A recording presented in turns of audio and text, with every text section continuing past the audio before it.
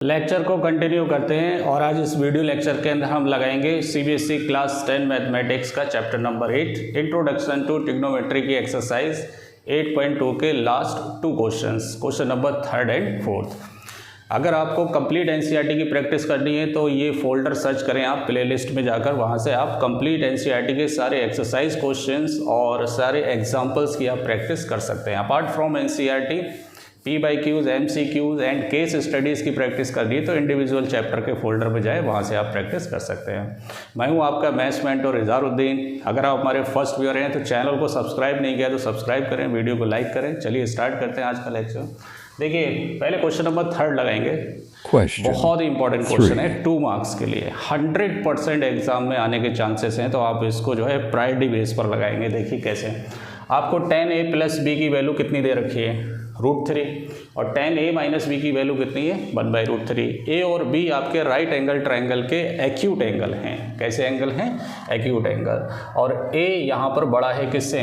b से, तो a angle जो है b एंगल से बड़ा है, लेकिन दोनों एंगल 90 डिग्री से क्या है, छोटे हैं। तो 10th क्लास के अंदर मैं पहले बता चुका हूँ कि ट्रिग्नोमेट्रिक रेशियोज हम सिर्फ और सिर्फ एक्यूट एंगल के लिए पढ़ते हैं, राइट एंगल ट्रायंगल के अंदर, राइट।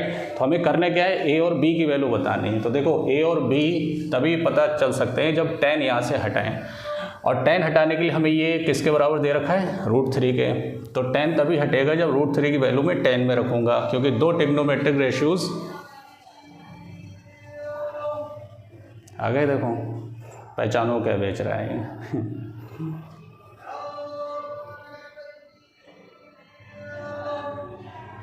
मेरे भी समझ में नहीं आ रहा क्या बेच रहा है। फिलहाल देखें, तो यहाँ से a + b की वैल्यू निकालने के लिए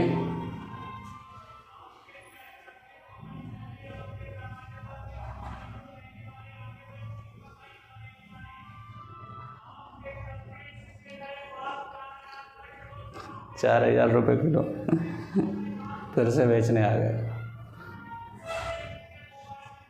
आप कमेंट करके बताएं कि ये जो बाल ले जाते हैं 4000 किलो या 5000 किलो, इन बाल का होता क्या है। लिटरली मुझे नहीं मालूम है क्या होता है, लेकिन आप कमेंट करके मुझे ज़रूर बताएं कि क्या होता है। आप जिस शहर से बिलोंग करते हैं अपने शहर का नाम भी बताना देखिए a और b लाने के लिए हमें क्या करना पड़ेगा, ट्रिग्नोमेट्रिक रेशियो हटाना पड़ेगा। तो उसके लिए tan में कितने की वैल्यू होती है, 60 की वैल्यू होती है। tan 60 की वैल्यू कितनी होती है, √3। दो ट्रिग्नोमेट्रिक रेशियोज तभी बराबर होते हैं जब उनके एंगल बराबर होते हैं। सो देयरफॉर a + b किसके बराबर हो गया, 60 के। इसको डाल दो इक्वेशन फर्स्ट। सेम यहाँ पर भी tan a - b equal to, ये tan में कितने की वैल्यू होती है, 30 के। तो दो ट्रिग्नोमेट्रिक रेशियोज तभी इक्वल होते हैं जब उनके एंगल्स भी क्या होना चाहिए, इक्वल होना चाहिए। तो a - b किसके बराबर हो गया, 30 के। इसको डाल दो सेकेंड। अब अपने को क्या करना है, pair of linear equation in 2 variable का एक मेथड लगाना है, एलिमिनेशन मेथड। उससे आप a और b की वैल्यू क्या कर सकते हैं, फाइंड कर सकते हैं। सो देयरफॉर क्या लिखेंगे आप नई लाइन से, a + b = 60, a - b = 30। यहाँ क्या लिखेंगे, ऐड करेंगे तो ये प्लस माइनस कैंसिल हो जाएगा, a और a 2a हो जाएगा। ये कितना हो गया, 90। तो a = 90/2 = कितना आ गया, 45। तो a की वैल्यू 45 डिग्री आ गई। ये वैल्यू उठाकर किस में रख दीजिए, फर्स्ट में रख दीजिए। तो लिख लीजिए आप, substituting the value of a in equation first. आप लिखिए, मैं नहीं लिख रहा। तो देयरफॉर फर्स्ट क्या है, a + b = 60, a की वैल्यू 45 + b = 60। तो b = कितना हो गया, 60 - 45। तो b की वैल्यू कितनी आ गई, 15 आ गई। तो पहले मैंने बताया था कि क्वेश्चन में दे रखा है कि a बड़ा है किससे, b से। चलिए लास्ट क्वेश्चन लगाते हैं, क्वेश्चन नंबर 4। क्वेश्चन नंबर 4 के अंदर हमको कुछ स्टेटमेंट्स दे रखे हैं और आपको बताना है इसमें कौन सा ट्रू है कौन सा फॉल्स है। तो इनको बहुत आसानी से तभी लगा सकते हैं जब आपके कॉन्सेप्ट क्लियर होंगे। तो इंट्रोडक्शन का लेक्चर मैंने शेयर कर रखा है डिस्क्रिप्शन में, आप वहाँ से देख सकते हैं। उसका थंबनेल है 0 to Hero, आप उसको ज़रूर देखिए क्योंकि वही मेन चीज़ है। अगर आपको वो समझ में आ गया ना तो सारे क्वेश्चन आप ऑटोमेटिक खुद से भी लगा सकते हैं। चलिए स्टार्ट करते हैं। देखिए क्या है, पहला पार्ट है कि sin a + b किसके बराबर होता है, sin a + sin b के। अब हम पहले ही बता चुके हैं कि ट्रिग्नोमेट्रिक रेशियो जो होता है वो एंगल पे बहुत डिपेंड करता है। अब यहाँ पे दो एंगल एक साथ प्लस में हैं और इन्होंने दो साइन अलग अलग कर दिए हैं, एक ए के साथ और किसके साथ, बी के साथ। तो अगर आप आर्बिट्रेडली या रैंडमली किसी एंगल को आप एज्यूम करें, दो एंगल को ए और बी को, तो सभी के लिए ट्रू होना चाहिए। अगर ट्रू हो गया तो ये ट्रू है, नहीं हुआ तो नहीं होगा। तो हम एक काम करते हैं, ए के प्लेस पर 30 ले लेते हैं, बी के प्लेस पर 60 ले लेते हैं। आप कुछ भी ले सकते हैं एंगल जिनकी वैल्यू आपको पता है। 10th क्लास के स्टूडेंट है तो 0 से 90 के बीच में आप 0, 30, 45, 60, 90 ये आप एंगल ले सकते हैं कोई सा भी। तो ये कितना हो गया, साइन 90, और साइन 30 की वैल्यू कितनी होती है 1/2, और साइन 60 की वैल्यू कितनी होती है √3/2, और साइन 90 की वैल्यू कितनी होती है 1। तो क्या 1 इसके बराबर हो सकता है, नहीं हो सकता है, राइट। तो ये क्या हो गया, फॉल्स हो गया, राइट। आप कोई सा और एंगल दे सकते हैं, 45 दे सकते हैं, तब भी नहीं आएगा। 0 और 90 दे सकते हैं, नहीं आएगा। ये आप देख लेना करके यहाँ से। तो क्या हो गया, ये फॉल्स हो गया।